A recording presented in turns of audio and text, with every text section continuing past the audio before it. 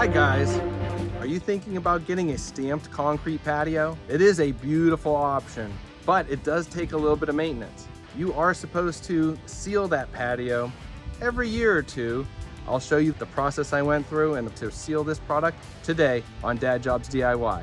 We would greatly appreciate if you could subscribe to our channel, where we're always trying to come up with new videos that are helpful for all you dads, moms, and DIYers out there.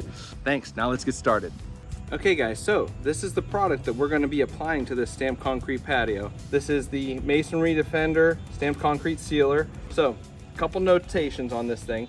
Does say to make sure that everything is clean and that it has been dried, thoroughly dried, and that rainfall is not predicted within the next 8 hours of application. You can't do it, apply it when temperatures are below 50 degrees, and best if it's less than 90 degrees. Block all drains and use absorptive coverings to contain runoff or excess material. 1 gallon bucket covers about 100 to 150 square feet. The dry time is 1 to 2 hours, but about 4 to 6 hours before you have foot traffic.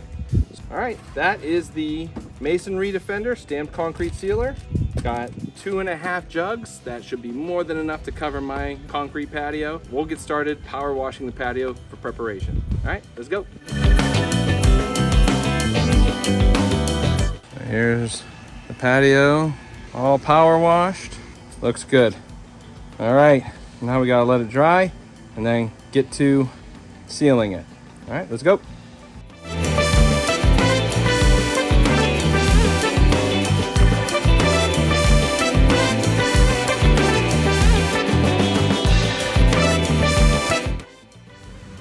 Okay guys, so we have our finished stamped concrete patio, has been sealed.